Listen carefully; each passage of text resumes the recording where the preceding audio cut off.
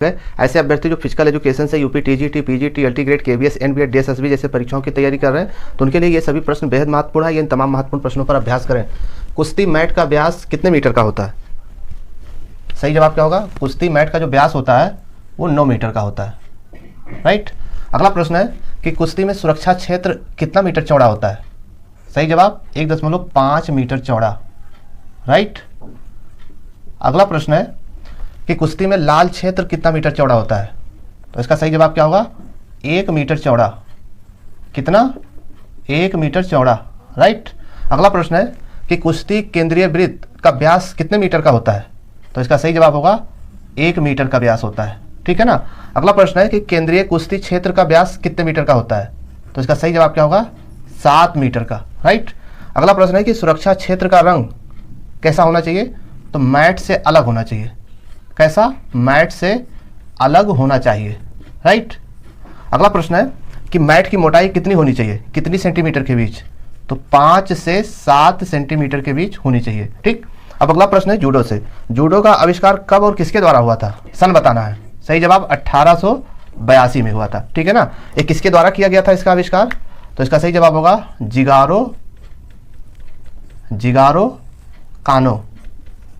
Right. चलिए अगला प्रश्न है कि जूडो मैच की अवधि कितनी होती है?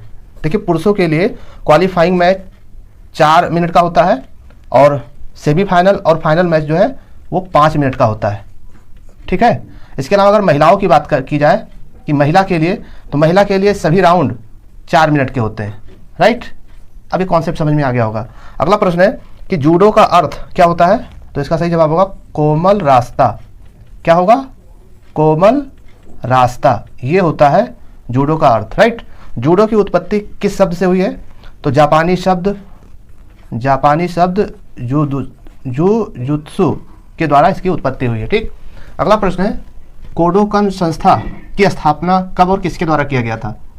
तो इसका सही जवाब होगा 1882 में जिगारो कानो के द्वारा। राइट।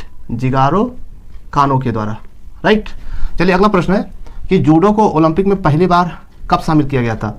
तो 1964 में पहली बार शामिल किया गया था टोक्यो। ठीक है ना। इसके अलावा 1968 में इसे फिर हटा दिया गया था। अगला प्रश्न है कि जूडो फिर से शामिल कब हुआ? तो 1972 में। 1972 म्यूनिक ओलंपिक से जूडो को फिर से शामिल कर लिया गया। अगला प्रश्न है कि महिला जूडो को ओलंपिक में कब शामिल किया गया था? 1992 में। कहाँ पर? बार्सिलोना में। ठीक है। अगला प्रश्न है कि भारतीय जूडो महासंघ की स्थापना कब हुई थी? 1965 में। ठीक। अगला प्रश्न है कि अंतर्राष्ट्रीय जूडो महासंघ की स्थापना कब हुई थी? तो इसका सही जवाब क्या होगा? 11 जुलाई सन 1951। ठीक। अगला प्रश्न है कि महिला जूडो का प्रदर्शन कब किया गया था, किस ओलंपिक में? तो 1988 में पहली बार प्रदर्शन किया गया था सियोल में। राइट। नेक्स्ट क्वेश्चन है कि महिला पैरालंपिक जूडो को कब शामिल किया गया था? तो 2004 एथेंस में।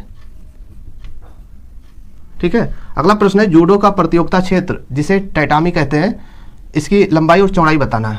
तो देखिए जो इसकी न्यूनतम लंबाई और चौड़ाई होती है वो 14 × 14 मीटर। राइट। और इस प्रतियोगिता क्षेत्र को टैटामी भी कहते हैं। क्या कहते हैं? टैटामी। राइट। नेक्स्ट क्वेश्चन है कि जूडो का जो आंतरिक क्षेत्र होता है उसकी लंबाई और चौड़ाई बतानी है। तो देखिए न्यूनतम जो होती है 8 × 8 मीटर और अधिकतम की बात करें तो 10 × 10 मीटर होगा। राइट। नेक्स्ट क्वेश्चन है जूडो में सुरक्षा क्षेत्र की चौड़ाई कितनी मीटर होती है? सही जवाब 3 मीटर। ठीक है। तो ये वो प्रश्न है जो अक्सर पेपर में पूछे जाते हैं। चाहे तो आप स्क्रीनशॉट भी ले सकते हैं। और भी महत्वपूर्ण प्रश्नों पर चर्चा जारी रहेगी। चैनल पर नए तो सब्सक्राइब करके जुड़ जाइए। मिलते हैं नेक्स्ट वीडियो में। तब तक के लिए जय हिंद।